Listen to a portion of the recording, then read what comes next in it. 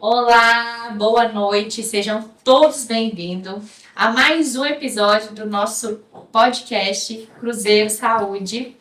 Estou aqui com o nosso convidado super especial de hoje, que é o Dr. Marcelo Franco, médico graduado pela Universidade em Vassouras. Ele fez residência em ortopedia no Conjunto Hospitalar em São Paulo e também tem título de especialista em 2007, aliás, pós-graduado em Medicina do Esporte pela Estácio e atua como cirurgião de trauma ortopédico, joelho e prótese. Diretor técnico também do Pronto-Socorro de Ituiutaba, plantonista no Hospital Nossa Senhora da Badia e atende na clínica IOT, que é a clínica de ortopedia e traumatologia de Ituiutaba. Atua como ortopedista e médico do esporte. Seja bem-vindo, doutor Marcelo. Ananda, muito obrigado, né, pelo convite, vamos dizer assim.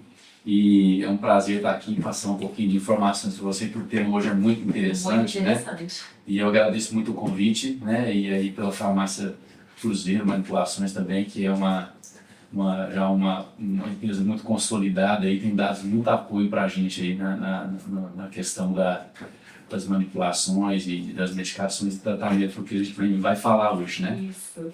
Nós estamos muito felizes de recebê-lo hoje no nosso podcast. E, pessoal, a gente vai falar um tema, né, doutor? Que é um tema, assim, muito atual. E é um tema que tem muito o que falar, muito o que destrinchar, mas a gente vai começar, né, a falar um pouco mais sobre obesidade, aprofundar. E eu queria, doutor Marcelo, que você falasse para nós o conceito, né, da obesidade, o que pode ou não ser considerado, uma pessoa pode ou não, quais são os fatores que levam a pessoa a ser considerada ou não obesa, de fato. Sim. O tema hoje, né, obesidade, sarcopenia, que as coisas andam juntas, né? Sim, a gente vai entender isso ao longo da nossa conversa. O conceito de obesidade, hoje a gente utiliza mais o IMC, que é o índice de massa corporal, né, e a gente até 25, né, um índice normal de 20 a 25, e acima de 25 até praticamente 30 a gente considera uma sobrepeso, acima disso a gente classifica de obesidade grau 1, grau 2 e grau 3, né, que é o IMC mais elevado. Isso é uma condição que ajuda a gente a triar nessas condições da obesidade, porque isso é muito mais utilizado por pessoas comuns, né? Que o que mais conta hoje para a questão mesmo da obesidade é a questão de composição corporal. E isso a gente tem alguns outros tipos, métodos que a gente pode utilizar para dizer se o paciente é obeso ou não, né? Porque a bioimpedância é um dos tipos, né? De avaliação que a gente consegue ter uma noção melhor da composição corporal.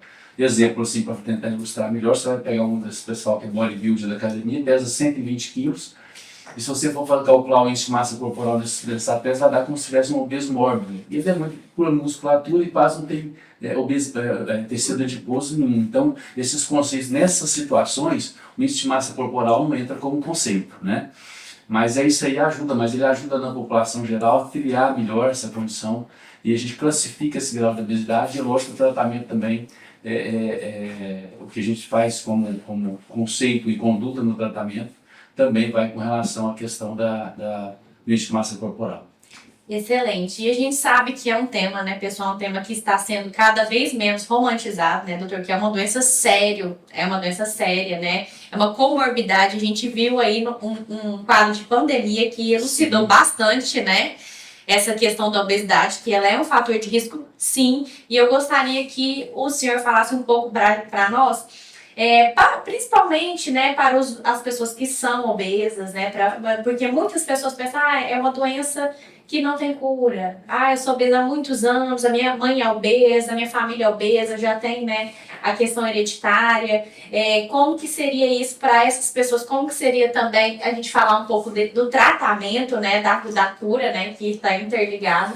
Eu gostaria que você falasse um pouquinho, porque a gente tem esperança e a gente está vendo cada vez mais profissionais, assim como você, doutor, capacitado para melhor entender e que estão preparados para, de fato, ajudar essas pessoas.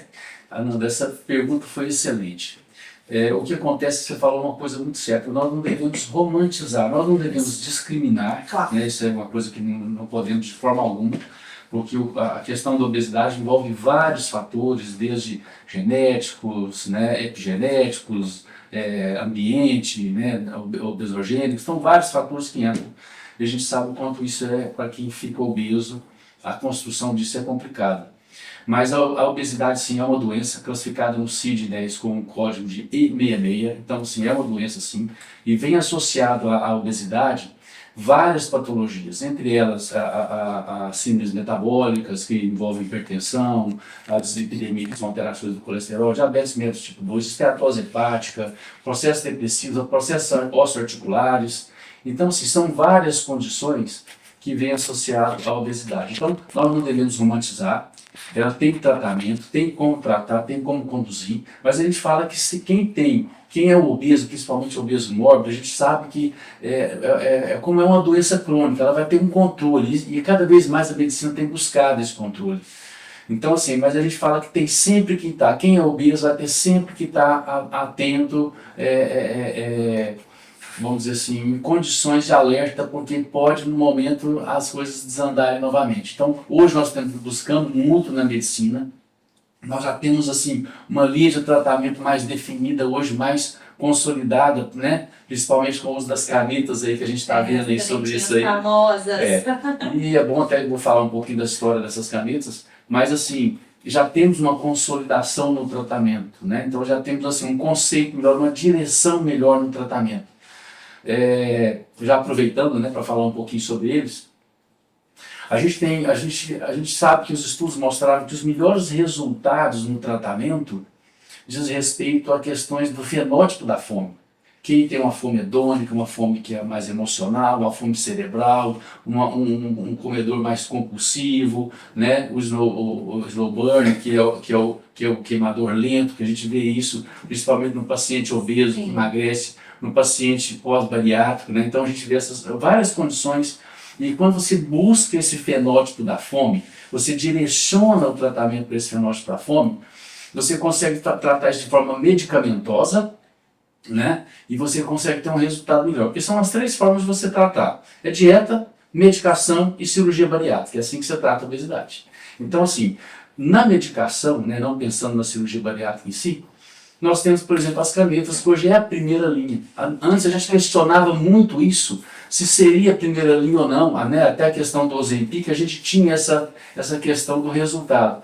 Com o advento da tirzepatida, que é o Mounjaro, a gente viu que o resultado, as coisas mudaram muito. Assim, para ter um histórico de como isso aconteceu, essas medicações que são análogas do GLP-1, que a gente fala, que são que pegou essa linha de tratamento a nível de hormônio intestinal e tudo, de receptores, né? Essas medicações começou primeiro com a liraglutida, que era o Saxenda, uso diário, né? Ficava mais cansativo ali, aquela aplicação diária. Depois veio para o Ozempic, que é a semaglutida, que aí já passa no uso semanal. A tirzepatida, que é o Mounjaro, também com uso semanal, mas os resultados mudaram. Por exemplo, o Ozempic não tinha um tratamento, não tinha um resultado significativo na fome hedônica, que é emocional. E hoje a gente sabe que o tirzepatida, que é o Mounjaro, trata a fome emocional. Ele envolve por questões cerebrais, ação cerebral, então melhora essa condição. Então, essas canetas começaram a se tornar a primeira linha na conduta no tratamento da obesidade. E com resultados que foram passando, por exemplo, do Saxenda de média de quase 5% de resposta, né, de perda de peso, para 12%, para 18%. E agora nós estamos com algumas novidades que vão vir no mercado que não lançaram ainda, né? Que a gente tem que saber que vão vir, olha como que as coisas vão acontecendo.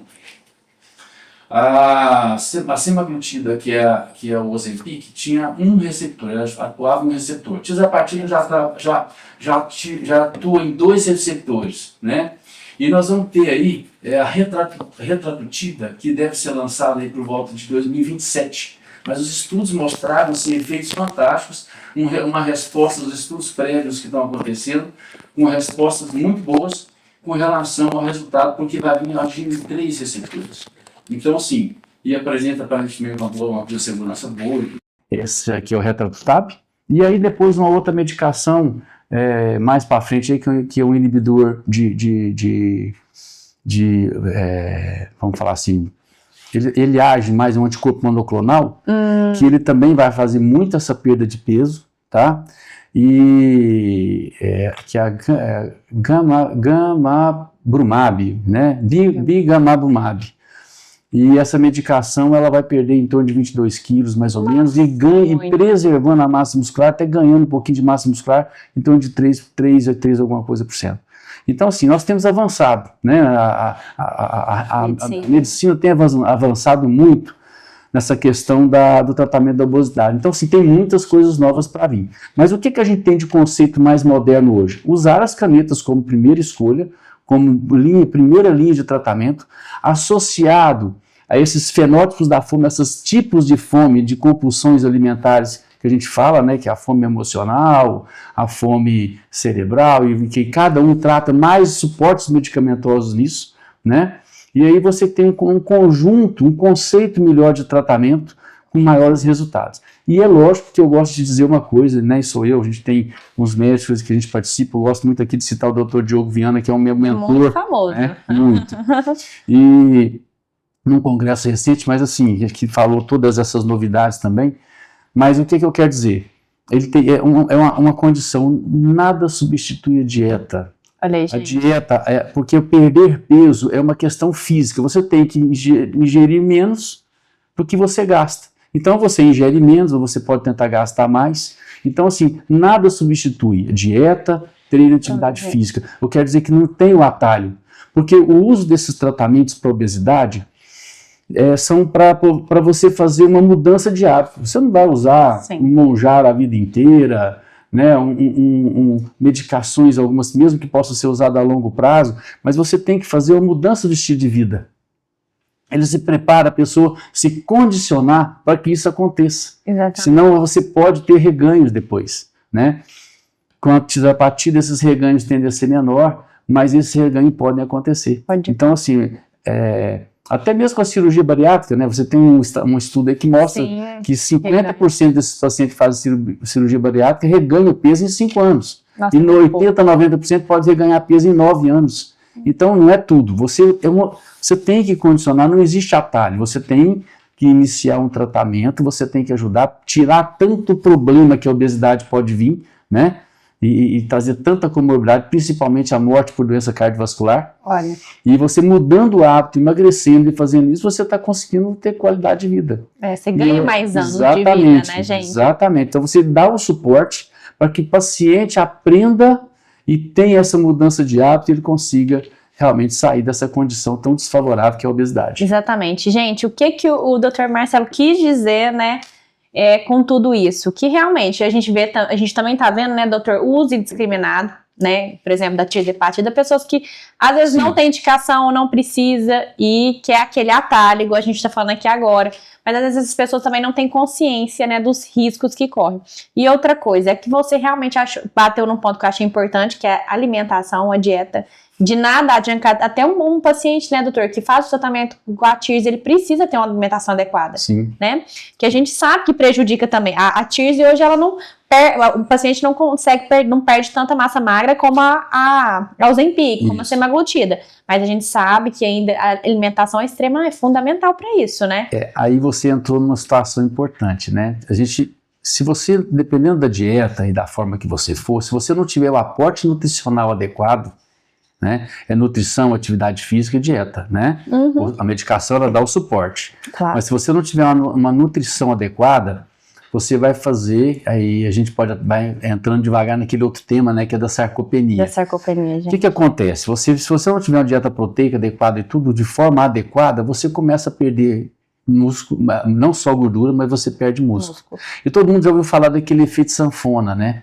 Que a pessoa, o que acontece? Vamos dar um exemplo aqui. A pessoa faz uma dieta muito restritiva, que ela geralmente é insustentável por muito tempo, né?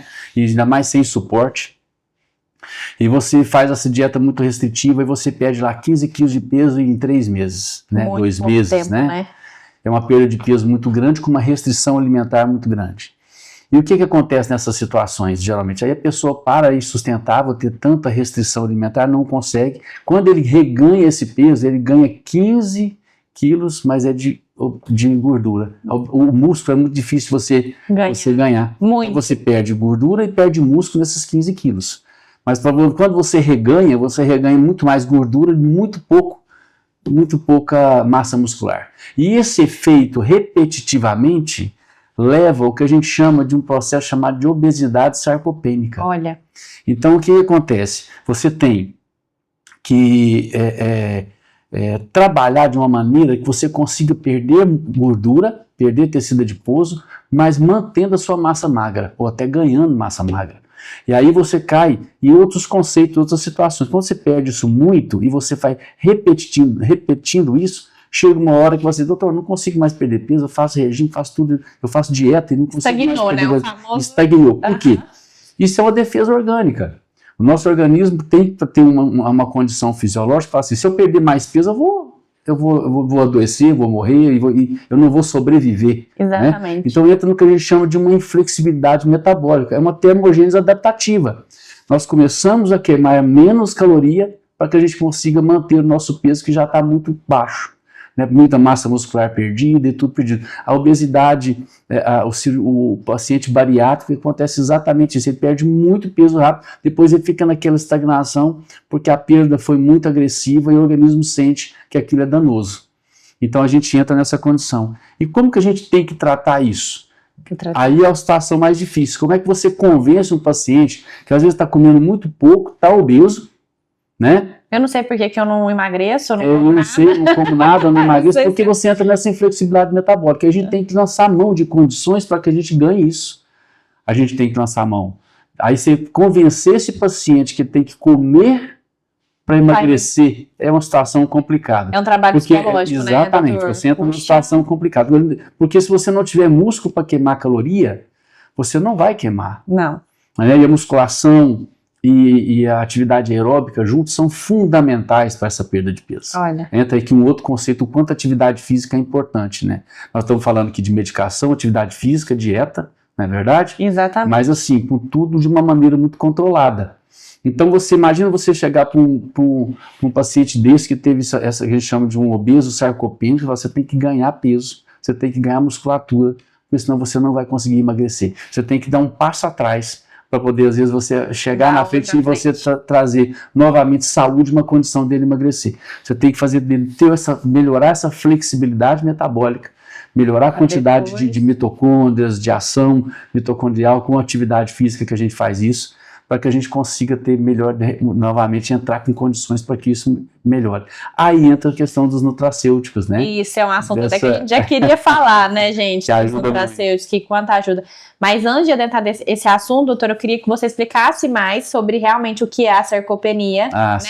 E eu queria que você, todo paciente que ele está com sobrepeso ou ele está obeso, ele já é sarcopênico ou não? Eu queria que você explicasse isso para nós. Geralmente o obeso, ele tem até uma massa muscular importante, porque imagina, vamos pensar que uma pessoa que tem 200 quilos, para se sustentar e andar, ele vai gastar muita força. Sim. Geralmente tem uma musculatura boa. Mas à medida que ele vai emagrecendo, que essa musculatura também, se não for acompanhando, ele vai perdendo essa musculatura, pode entrar no processo de sarcopenia da forma que eu comentei aqui.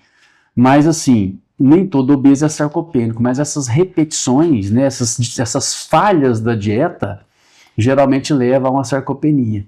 E algumas situações a gente vê isso, porque pela própria idade a gente já perde massa muscular. E o processo vai evoluindo da seguinte maneira: você vai perdendo massa muscular com a idade, a partir dos 40 anos você começa, a cada década de vida, você começa a perder em torno de 15% de massa muscular. E por volta de 70 anos você passa a perder 30% de massa muscular. Então assim, você olha para a pessoa, está um obeso, outra pessoa está até forte, mas ela não está tendo massa muscular. Então aí entra no processo de sarcopenia, assim. E essas condições é que tem que ser evitadas, entendeu?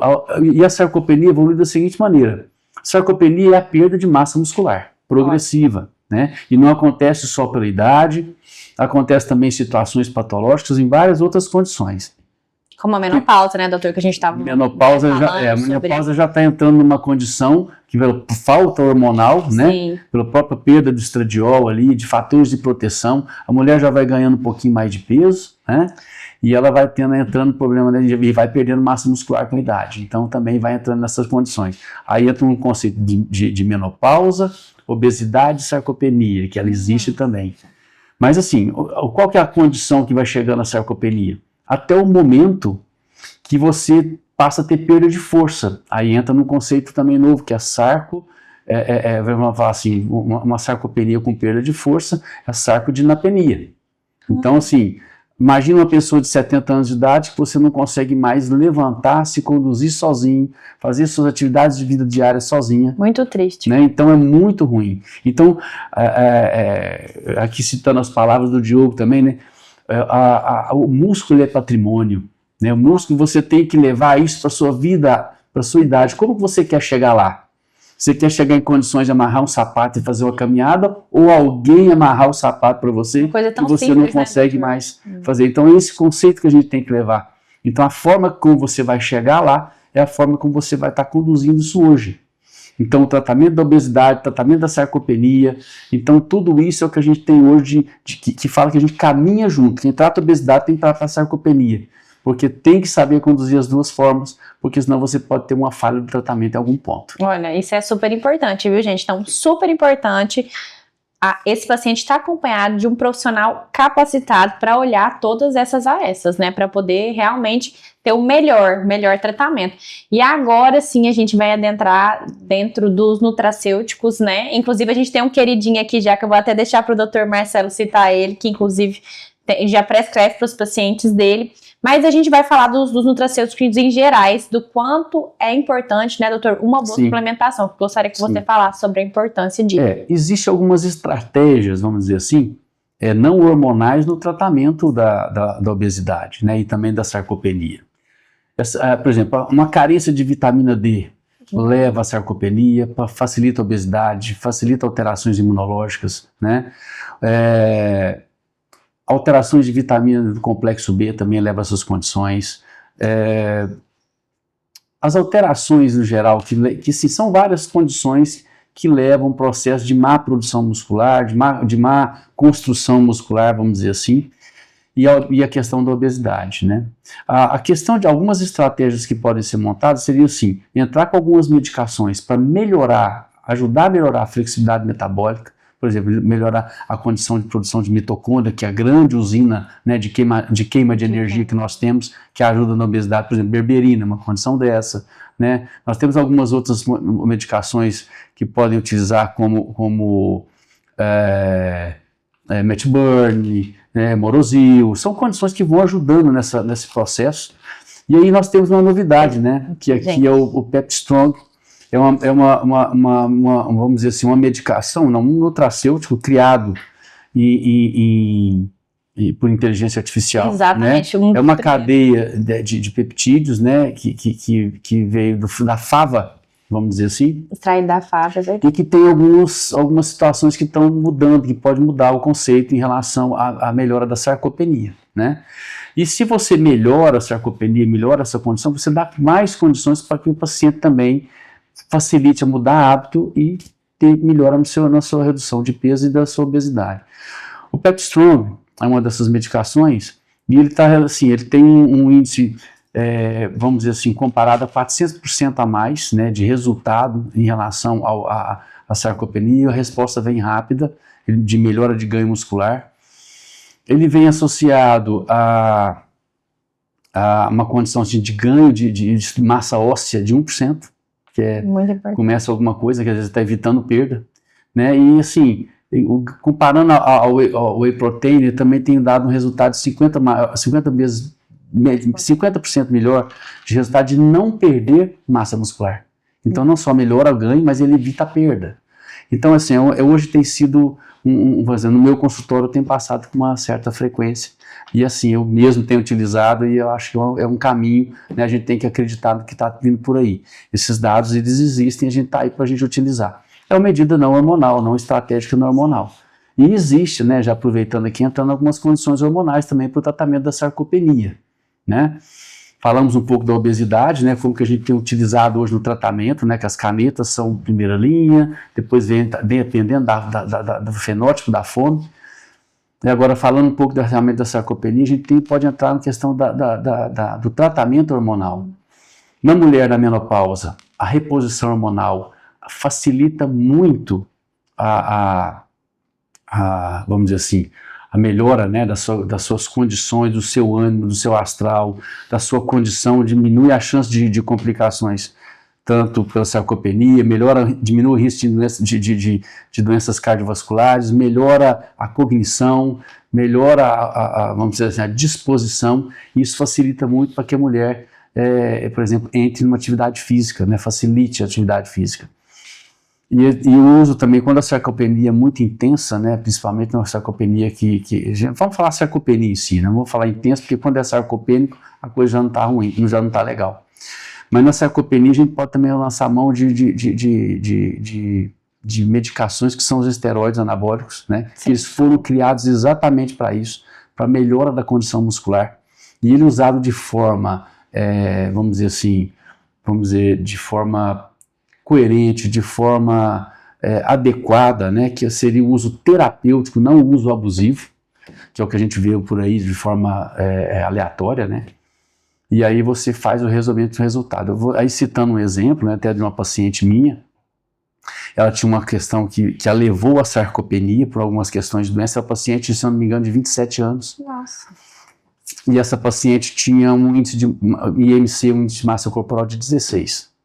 É uma paciente muito sarcopênica, muitas dores no corpo, várias outras complicações, que entra numa condição que é uma síndrome de deficiência energética relativa, que já seria um outro tema, né, de uma outra reunião. Mas assim, entra numa condição realmente assim, lamentável de sarcopenia, de perda de massa muscular. Essa paciente eu entrei com ela com uso de esteroide anabólico de forma bem precisa, e nela eu entrei com oxandrolona.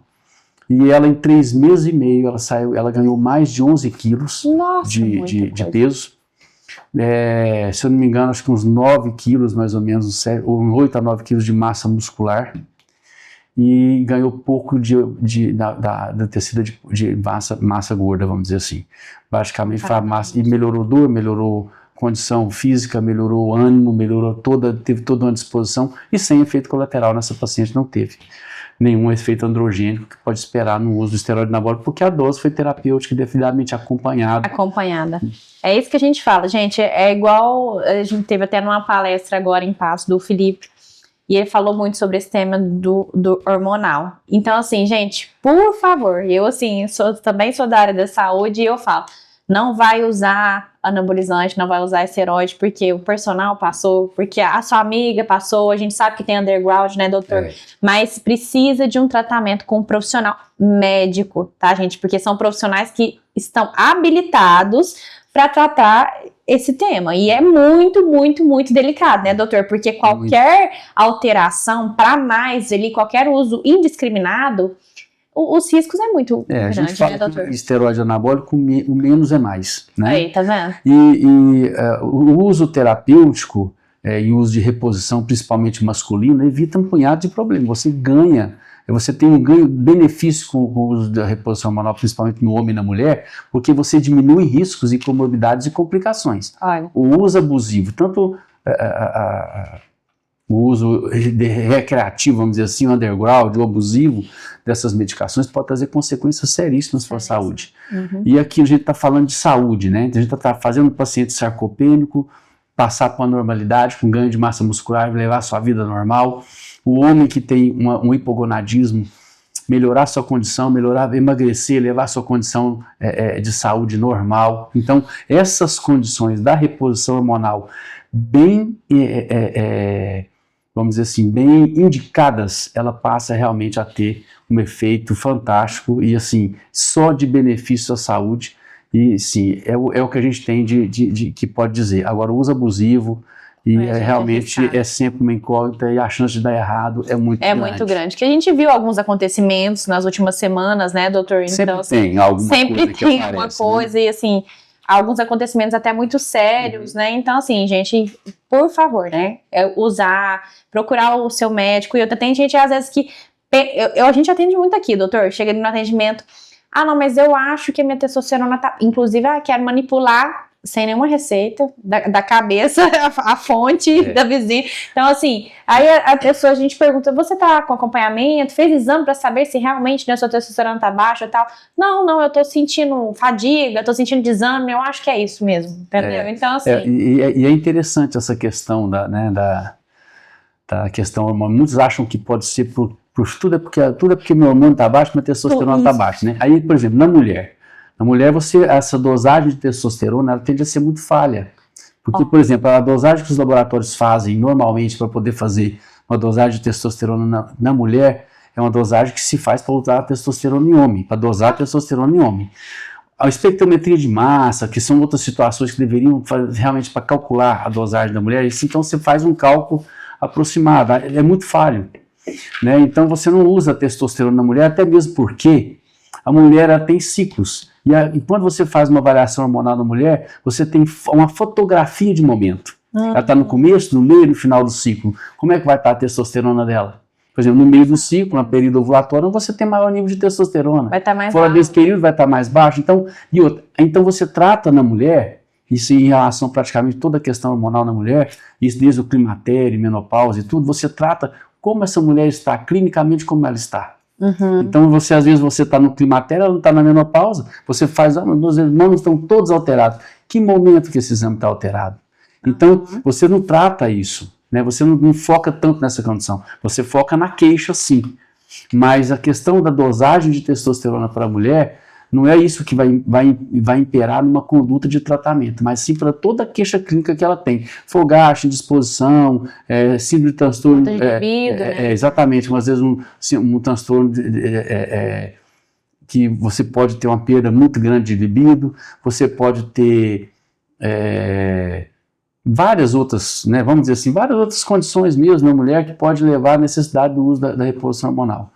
Então, assim, o cansaço, indisposição, perda cognitiva, aquela gordurinha que vai ficando abdominal que não consegue mais perder, né, e vai ficando mais ali porque a perda da estradiol leva a isso, né, você para de ter aquela gordura mais bem distribuída na mulher, que é uma gordura mais ginecoide, para ficar uma gordura mais andrógena, vai ficando mais com a barriguinha mesmo, né, mas igual meio que com a falta do hormônio feminino, vai perdendo a proteção cardiovascular e outras condições, os fogachos que vêm. Então essas condições que vão vindo necessitam do tratamento, não simplesmente a dosagem da testosterona e basear por uma dosagem de testosterona. A mulher é um desafio maior no tratamento, né? Uma complexidade. O homem e a queda da testosterona a gente sabe tudo que leva.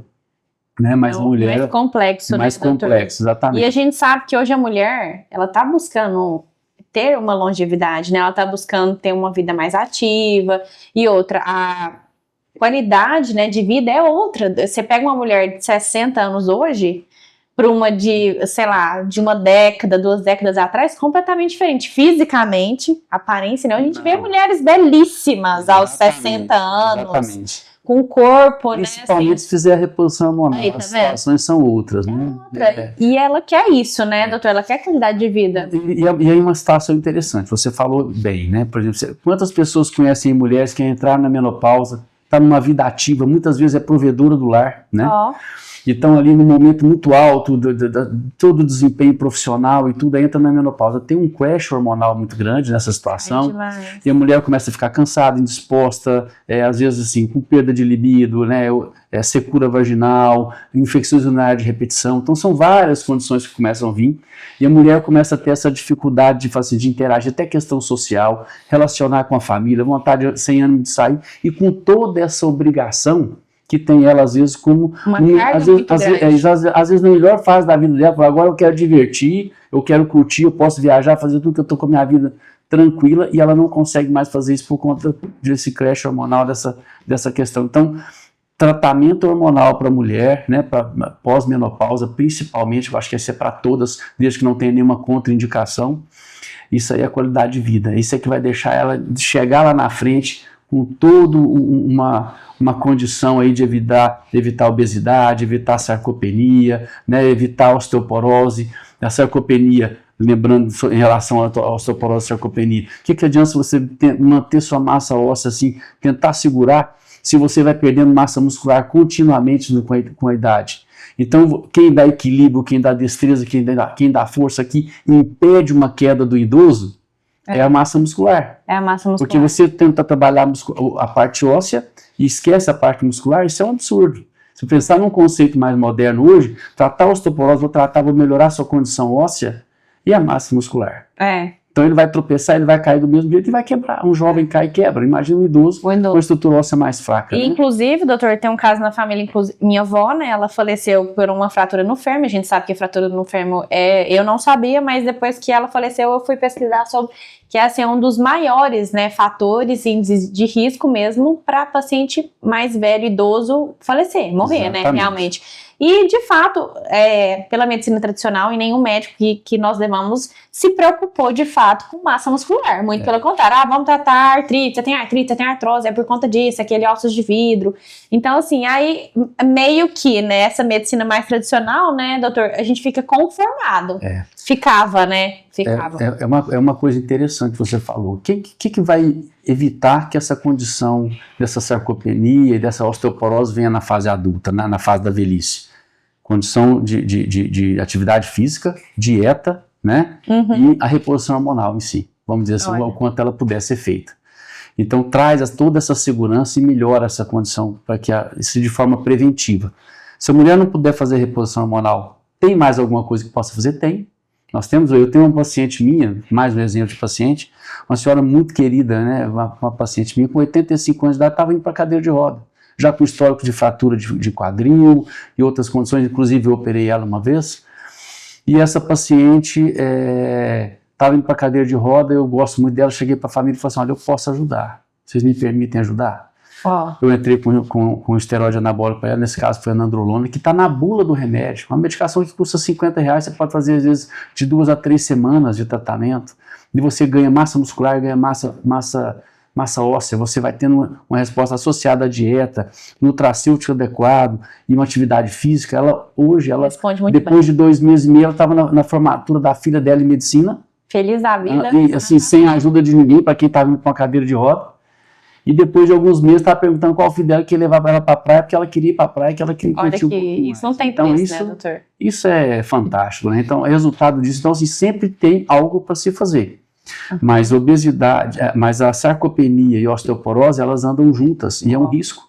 Você tratar uma osteoporose e não tratar de forma adequada a sarcopenia, você pode ter consequências sérias. E graves, né, doutor? E graves como essa, né? Então, assim, é o que a gente sempre fala, um acompanhamento adequado, né? A pessoa ter essa consciência, né, de atividade física, de alimentação, que é tudo, né? Sim, porque hoje, é claro, a expectativa de vida aumentou muito, né, doutor? Então, as pessoas não querem chegar lá, só chegar lá. Quer chegar lá bem. É igual ao seu paciente. Temos trazido cada vez mais condições para que chegue bem. A grande dificuldade, por exemplo, é que hoje, por exemplo, somente estatisticamente 4,7% das mulheres fazem a reposição hormonal. Muito pouco. Antes do estudo WHI, que foi um estudo importante, foi o primeiro, mas ele teve um desfecho muito ruim, porque a escolha dos pacientes foram muito ruins. Né? Fazendo reposição hormonal num paciente que começou depois de 70, quase 80 anos, para começar uma reposição hormonal fora de uma janela adequada. Então foi danoso. Então, naquela época, em torno de quase 20% das mulheres faziam reposição. E em função desses estudos, né, depois que houve um conceito, né, de que faria mal, que criava complicações, né, que trazia vários tipos de, inclusive câncer de mama, até pelos tipos de estradiol e a progesterona que foi feita na época, gerou esse conceito, né, de forma que a gente não utiliza hoje. E aí se abandonou muito na medicina a reposição hormonal. Porque tem aquele tabu, né? Fica demonizado, né, doutor? Não, mas reposição, hormônio, meu Deus. Exatamente, né? Não, vai me fazer mal, pelo contrário. Hoje a gente tem visto que os resultados, os desfechos, para quem está acompanhando hoje de uma maneira mais criteriosa, tem sido fantástico e os resultados têm sido outros, né? Principalmente dessas mulheres, né, doutor, que já estão no climatério, na menopausa. Como que essa mulher vai ter, né, uma qualidade de vida boa se ela não tá conseguindo realizar as atividades diárias? Mas isso é tanto para mulher como para homem. Né? A baixa hormonal, o crash hormonal, aumenta complicações. No homem, a baixa de hormônio aumenta o risco a baixa de testosterona no homem, que é o hipogonadismo, aumenta a chance de infarto, de AVC, de doenças cardiovasculares e até mesmo de câncer de próstata. Então, os estudos têm mostrado isso. Eu achei interessante o senhor falar da sua paciente de 27 anos, que normalmente sarcopenia a pessoa já pensa, uma idosa, né? A pessoa que tá... E uma paciente de 27 anos, ou seja, nova, muito nova, né? Tem várias condições na medicina que você necessita, que leva a sarcopenia. Por exemplo, um paciente politraumatizado grave, né, que teve acidentado, ficou ali internado muito tempo, ele vai ter pode evoluir com a sarcopenia. Claro. Queimados graves, tem vários estudos hoje, vamos dizer assim, que demonstram o quanto esses pacientes podem evoluir com um processo mais catabólico, né? A gente acabou de falar aqui, um obeso que faz regimes de forma desordenada, faz e reganha, pode evoluir com sarcopenia. Um obeso, às vezes, jovem, né? Um obeso jovem. Pode evoluir com sarcopenia. Então, nós temos que saber que essas condições andam juntas, né? Exatamente. Obesidade, sarcopenia, a questão do tratamento hormonal, né? A questão de tratamentos não hormonais, que a gente está falando aqui de todas essas suplementações, né? E a dieta, e treino, e atividade física, isso tudo tem que ser um conceito que tem que vir junto nesse tratamento. Senão a gente não tem um resultado que a gente busca nem na obesidade e nem na sarcopenia. Isso é muito interessante, porque essa questão da suplementação, como a gente está falando, né, doutor, é muito importante. E hoje as pessoas têm que se conscientizar cada vez mais, igual o uso da creatina. Antes, creatina não, só para queimar, é só para isso na cabeça das pessoas, né, das pessoas leigas, né, e primeiro dá pedra nos rins, não posso usar todo dia isso não. Alguns falam queda de cabelo, mas... Gente, então assim, hoje a gente vê estudos cientificamente comprovados da creatina, né, correlacionada com o cognitivo, né, doutor, também, né, no tratamento de depressão também, né, olha para você ver. Tem um estudo muito interessante que ele foi utilizado em pacientes de média de 80 anos de idade, um estudo randomizado, controlado, tudo mostrando que a creatina foi muito segura nesses pacientes com essa idade, não trouxe complicações renais de forma alguma e melhorou tanto a força muscular como melhorou também a cognição, principalmente a memória de reconhecimento. Olha. Então olha só como que isso aí, a creatina hoje tem se tornado assim, uma suplementação número 1, né? Básica, né? Então melhora tudo, melhora muita coisa, tem se mostrado cada vez mais eficiente e cada vez se descobre alguma coisinha a mais sobre a creatina de maneira segura e quem utiliza não precisa ser só durante uma atividade física, não. Tem que ser até mesmo nos dias depois que ela não faz atividade, usa continuamente, né? Dentro de uma dosagem segura, sem problema. Exatamente, igual o whey, né, doutor? Antes o whey não, é só para queimar o whey. Hoje eu vejo atendo muitos pacientes idosos aqui, que nos procuram para comprar whey, né, que realmente quer se suplementar, porque a gente sabe que na alimentação, e principalmente a gente vê paciente bariátrico, né, doutor, não consegue comer a quantidade de proteína adequada. Exatamente, né? Aquilo, o pós-bariátrico, ele evolui com a sarcopenia intensa. E essa questão, e além disso, uma dificuldade muito grande de você conseguir vamos dizer assim, absorver alguns nutrientes, porque você tira uma parte do intestinal.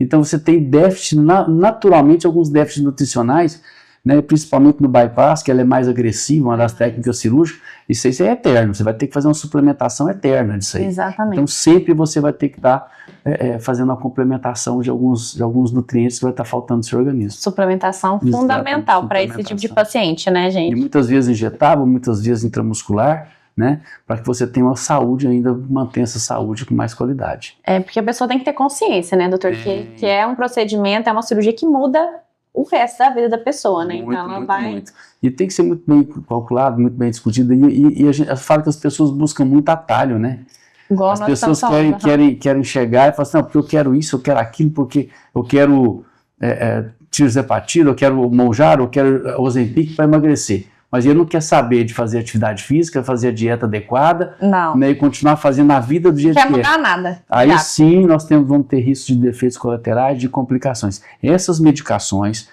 tanto as canetas como medicações para tratar os fenótipos da fome e tudo, esse tratamento ele tem que ser feito com acompanhamento médico.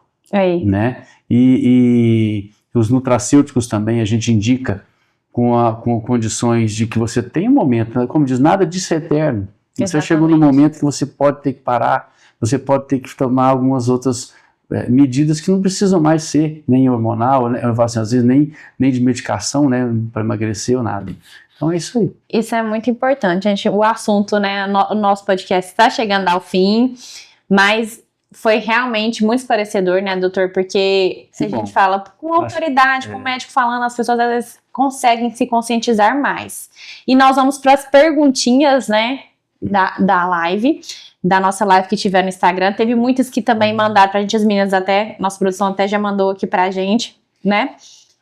E eu gostaria aqui, uma das perguntas, até essa eu fiquei na dúvida, sobre o fenótipo da fome. Fome emocional. Somente pacientes obesos têm fome emocional? Não. A fome emocional leva à obesidade. Todos esses distúrbios da fome vão levar à obesidade. O que a gente tem que saber é tentar definir. Não é sempre tão fácil, né? Mas fome emocional a gente costuma brincar assim, ó. Tem até uma foto bem definida na internet que ele abre a geladeira e fala assim, você não está com fome, você está ansioso. Você entendeu como é que é? Então assim, ele dá um aviso, mas ele come compulsivamente. Isso aí é uma coisa interessante, porque, por exemplo, com o tratamento com o Ozempic, por exemplo, na fome emocional, ele come sem vontade de comer. Então, mesmo tomando Ozempic, ele fala assim, eu estou tomando Ozempic, estou com náusea, estou com enjoo, estou com alguma coisa, mas eu vou comer, eu quero comer, eu mereço, entendeu? É aquela situação assim de merecimento. Exatamente, então ele busca isso. E já a tirzepatida do Mounjaro, ele trabalha essa condição também. Isso foi uma das condições também que deixou essas canetas também como uma condição de primeira linha de tratamento. Né? Mas quando você tem essa fome, respondendo melhor à questão do paciente, a fome, esses fenótipos de fome são todos relacionados a levar à obesidade. E quando você entra com medicações, por exemplo, uma das medicações para tratar a fome emocional é o Contrave, né? A bupropiona com a naltrexona. Então, na dose sempre correta, não adianta você querer mexer. O estudo dele foi feito na dose de 8 para 90. Exatamente, né? Que é o que é o Contrave. Então, assim, então você tem que tratar isso de forma correta, né?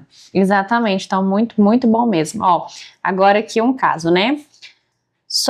Tenho 35 anos, 13 quilos de gordura e já usei tirzepatida para fins estéticos, senti muitos efeitos colaterais, inclusive gastrointestinais, e gostaria de saber se sou uma paciente adequada, ressaltando, né, fins estéticos, para o uso de tirzepatida, em vista que quero perder somente mais 3 quilos de gordura. Olha, 13 quilos, falou 13 quilos? Não, 13 quilos de gordura, não é percentual. Tá. É 13 quilos de gordura. Fica mais fácil quando a gente tem a noção do percentual, né?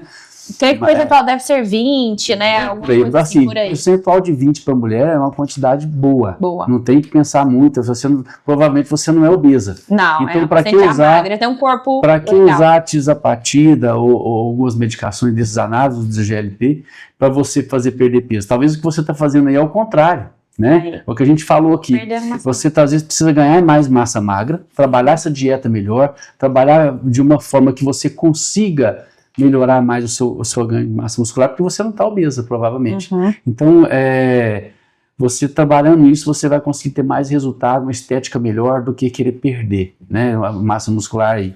Ótimo, porque a gente sabe, os atalhos que a gente está falando, né, doutor? A gente está acabando de falar dos atalhos, e isso é muito importante, gente, porque não é porque funciona, às vezes, para sua prima, para sua vizinha, para sua amiga, que vai funcionar para você. Né? Assim, você quer, às vezes, perder mais gordura aí, e você fazer uma atividade física, fazer uma dieta adequada, né, você vai ganhar musculatura e você vai conseguir chegar onde você quer, porque aí a dieta, né, a dieta faz parte de tudo isso aí, sem às vezes a necessidade absoluta de entrar. Exatamente. Agora vamos aqui para a gente finalizar, uma última pergunta. Minha mãe tem 60 anos, nunca fez reposição hormonal, inclusive levamos a um cardiologista e o mesmo disse que ela não precisava, em vistas que tem todos os sintomas que o doutor falou, fadiga, falha na memória, não tem disposição para nada, e em vista que ela era uma mulher altamente produtiva, hoje ela não consegue produzir mais e se arrasta. Nesses casos, o que deve fazer? Então vamos lá. Geralmente a menopausa por volta dos 51 anos de idade. Já pensando tem 60, né? Pensando que nós temos uma janela, né? A gente chama de janela terapêutica em torno de 10 anos para iniciar uma reposição hormonal. Então, é possível que se faça uma reposição hormonal, mas aí tem que fazer o que a gente chama uma avaliação mais criteriosa, caso a caso, para saber se ela não tiver nenhuma contraindicação. Ela falou que era diabética. Mas não seria uma contraindicação absoluta. Mas isso teria que ser avaliado, a gente joga isso como se fosse uma calculadora e avalia se existe a possibilidade de fazer uma reposição ou não. Caso não tenha necessidade de fazer reposição, nós não vamos fazer mais nada. Temos nutracêuticos, temos mudança de hábito, tem uma orientação com a parte alimentar, tem também o uso, às vezes, até terapêutico de esteroide anabólico para que ela não perca massa muscular, para que ela não tenha osteoporose. Entendeu? Acabei de citar uma paciente minha com 85 anos de idade, que eu entrei simplesmente com o uso de esteroide anabólico em dose adequada, sem nenhum efeito colateral. Ela estava alguns meses depois, 3 meses depois, perguntando de quem ia levar ela na praia. Tá vendo? Então, assim, alguma coisa sempre se pode fazer. Agora, o ideal seria para a mulher, sim, a reposição hormonal, porque não é só questão da sarcopenia e da osteoporose.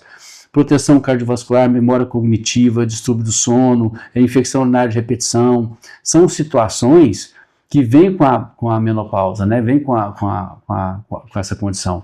Então, se não tiver nenhuma contraindicação e ela estiver ainda dentro de uma janela terapêutica, algo pode ser feito sim, até mesmo com relação à reposição hormonal. Olha, gente, isso é muito esclarecedor, porque às vezes a pessoa vai ali no profissional, o profissional já é um profissional que é aquela linha que demoniza, né, às vezes a reposição, né, doutor, e a pessoa, por falta de conhecimento mesmo, não procura mais, né, se conforma com aquela condição, e ninguém pode se conformar com isso, viver desta forma, né, doutor? Algo pode ser feito, como eu disse, se tiver uma avaliação médica, um acompanhamento médico, e você fazer essa análise do paciente, essa avaliação com cuidado, com zelo, você pode proporcionar alguma coisa de saudável para o paciente. Exatamente. Então, gente, nós agradecemos as perguntas. Agora vamos para o nosso momento Congelate, né? Aqui, doutor, esse é o presente da Congelate para você. A gente tá falando de dieta, mas pode, viu? Não é um furinho de dieta. Eu posso dividir, né? Ai. Deixa eu dar uma olhadinha aqui. Mas esse... Gente, os gelatos... O senhor já foi ali, né, na Congelate, né, também, né? Não, lá é muito bom. Opa! E deve saborear em casa, viu? Com seus filhos. Com a Leandra também. Nossa, olha, gente, um ovo de Páscoa da Congelate. Uma pausa para isso. A Páscoa já chegou na sua casa, então, doutor. Gente, muito obrigado, viu, Ananda? Foi um prazer tê-lo aqui conosco. Eu quero agradecer a oportunidade, né? O tema é muito vasto. Tem a gente poderia ficar discorrendo sobre isso aqui. E sobre isso tem várias outras situações também, né, que a gente poderia falar. Mas foi para mim um prazer estar aqui, falar um pouquinho sobre o trabalho, sobre o que a gente pode fazer de bom para vários pacientes, tratando obesidade e sarcopenia. E com saúde, né? Com cuidado, com acompanhamento médico, com zelo, e de uma maneira, não por um achismo, tudo que é baseado em evidência, o que pode ser realmente colocado de maneira a proporcionar saúde, né? E não algumas coisas desastrosas que a gente tem visto, né? Então a gente ressaltou essa importância, né, doutor, de realmente, né, procurar um profissional capacitado, né, para ajudar e realmente, pessoal, vão em busca realmente de qualidade de vida, porque isso aí é um direito básico, né, doutor? Isso aí qualquer um precisa. E para mais, se você gostou desse conteúdo, a gente vai deixar disponível no YouTube, depois também no Spotify. E para quem não segue ainda, Dr. Marcelo Franco, né, no Instagram, @Dr. Marcelo Franco, lá ele fala sobre esse assunto que nós falamos e sobre vários outros temas. Então, se você tem alguma dúvida ou conhece alguma pessoa que sofre dessas condições que acabamos de falar, já encaminha esse conteúdo e mais, marque uma consulta, né, doutor, para falar melhor. Tô lá para ajudar. Que ele vai estar lá para ajudar vocês à disposição, tá? Muito obrigada a todos vocês que nos assistiram hoje e fiquem com Deus. Até o próximo programa. Outra coisa, gente, peraí, antes de finalizar o programa, a gente tem um aviso muito comunicado, muito importante, viu, doutor? Não sei se você tá sabendo, mas dia 9 de agosto, Renato Cariano vai estar aqui, né, conosco. Nós vamos ter nosso segundo congresso de nutrição e estamos em lote promocional. Então, eu já fui informada que temos poucos ingressos disponíveis, tá? Então, se você não adquiriu, já adquire o seu ingresso. Dia 9 de agosto, no Clube de Campo Beira-Rio, Renato Cariano vai estar em Tuiutaba, uma realização do Grupo Cruzeiro. Aguardamos todos vocês lá. Acesse o QR Code.